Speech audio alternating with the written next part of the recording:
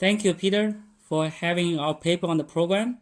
So it's my great pleasure to present this paper.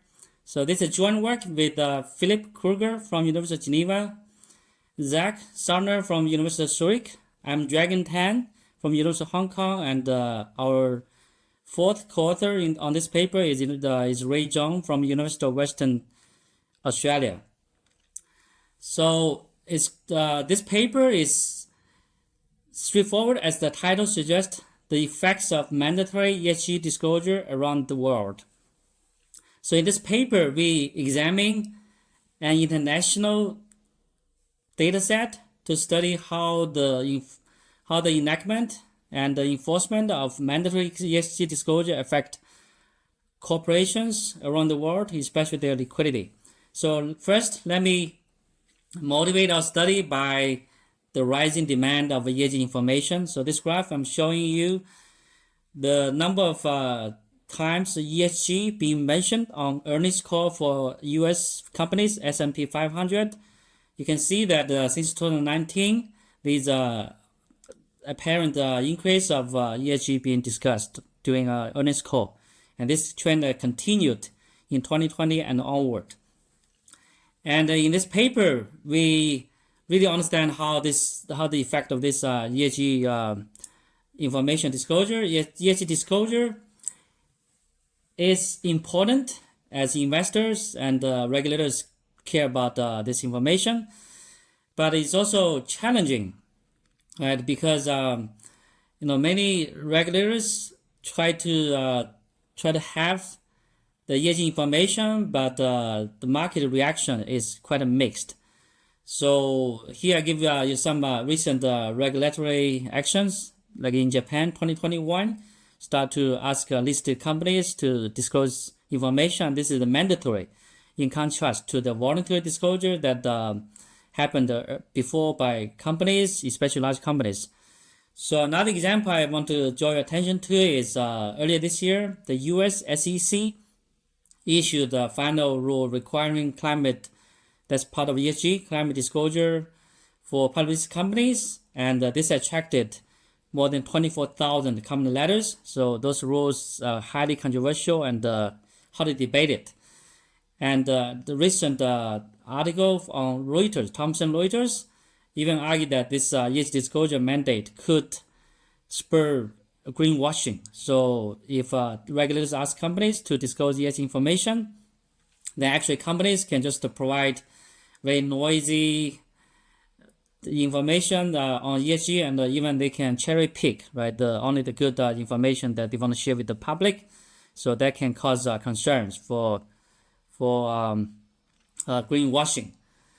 So this is quite a challenging situation, because on one hand, people want to know more about ESG. On the other hand, those regulations are not always welcome. So in our study, our research question is, should government and regulator require mandatory ESG disclosure? And the answer is not obvious, because as we discussed, so investors, they have different demand. Especially they care about the investment value. So to quote a recent speech by Professor Laura Starks in her American Finance Association presidential address, so she distinguished this value and the values-based consideration. So if investors care mainly about the value, then they may not consider ESG as important. But of course, this is a debate, and it requires further study and consideration. So we choose to study stock liquidity because stock liquidity is important. It's is of interest to all investors, and also stock liquidity is well examined in other settings. We have many measures for stock liquidity. So that's why we choose to study liquidity. And our testable hypothesis in this study is mandatory ESG disclosures lead to increased stock liquidity. And this hypothesis is based on relevant theories, especially this one by Friedman, Henley, and Lunin. They provide a theoretical framework to understand the ESG disclosure effect on financial markets. And this ESG disclosure effect mainly can lead to reduced information asymmetry And this effect can impact actually both value and values-based investors, and you should have actually overall impact in our main hypothesis development. On the other hand, we understand that ESG information is complex, multidimensional, and especially is non-financial in nature. So whether this actually has implication for financial market, especially stock liquidity, is uncertain, and this requires empirical testing. So that's our primary hypothesis. Then we move on to study variations for these effects. So we hypothesize that the effect of mandatory ESG disclosure on stock liquidity will vary by implementation mechanisms and the institutional structure at the country level.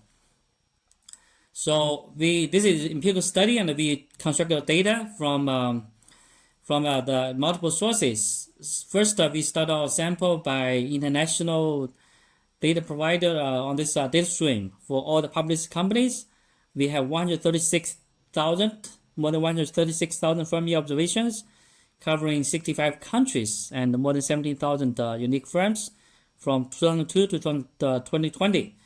And more important part of our research is to construct the ESG disclosure requirements around for those countries. And the primary data source is carrots and sticks. And we also use GRI, the Global Reporting Initiative, and also Sustainable Stock Exchange initiatives to further confirm our data.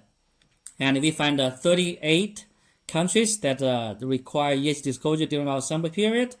And among the 38, 25 had ESG disclosure requirement all at once, all E, S, and G, while there are 13 countries, they implement E, S, and G one by one. And this is just example that is how those requirements are enforced, sometimes by political organizations, by legal authority or government, exchange, etc. And sometimes it's required in the annual report, sometimes in other venues. And the requirement can be very strict or can be complied or explained. And this is a map showing the countries that actually have the mandatory ESG disclosure. You can see that most countries actually still don't have. So this actually is this world situation, and this shows all different countries at different time that they start to enforce ESG disclosure requirement, and those countries in gray highlight will be all at once require ES and G. For example, in France, right, 2001, we require all ES and G disclosure, and the dependent variable for research is liquidity, and the liquidity is extensively studied, and we use for international setting, we use bid-ask spread, price impact, and the number of days with zero returns as our liquidity measure, and then finally we construct a liquidity factor or liquidity index as a common factor of these three. And our analysis is for this panel regression on the key independent variable is mandatory ESG disclosure in different setting. So this is our baseline regression, and we show you 10 different specifications. The first three are individual liquidity proxies. Actually, need to be specific is e-liquidity, and the last 7 are the liquidity factor. And we show comprehensive and consistent evidence that e-liquidity reduced. In other words, liquidity improve after the implementation of mandatory ESG disclosure. And the next one is to show you the event time effect, and you can see clearly the illiquidity reduced in the years after the enforcement, the mandate of ESG require disclosure. And the next one, we look at some cases, some countries, they have actually they have voluntary disclosure, and after consider this effect still exists. And we also find the anticipation effect is not strong. It's not driving our result. We look at the implementation. Some countries, those ESG disclosure requirements are done by government institutions and some by stock exchange, and the effect money is from government. And also we look at this compliance through whether it's strict or the companies can evade by explaining. We find mostly is this strict compliance requirement that drive the result. So we further look at whether it's the formal or informal institutions that drive the result, and we find actually surprisingly it's the informal institution that's having a stronger effect. That's because ESG information is relatively new. ESG is a new event, new situation, and also we believe maybe in the future the result can be slightly different. The informal can become stronger.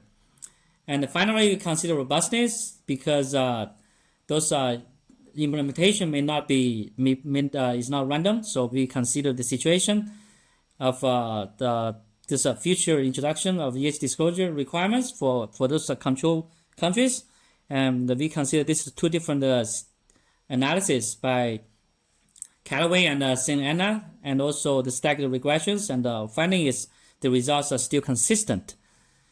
So to summarize, we document the positive effect of ESG, mandatory ESG disclosure on firm stock liquidity based on a large international sample, and this effect varies across countries based on their implementation and also their institutional structure. So we believe that the finding from this study suggests that mandatory ESG disclosure are valuable, and more countries should adopt it. So finally, we acknowledge financial support from some organizations, and more importantly, the whole paper the readers can read from the Journal of Accounting Research, and also we provide more findings from the paper in the online appendix, and as well as we make our data publicly available on this link provided. So any researchers are welcome to download data and do their own analysis. So that's all for our study. Thank you very much.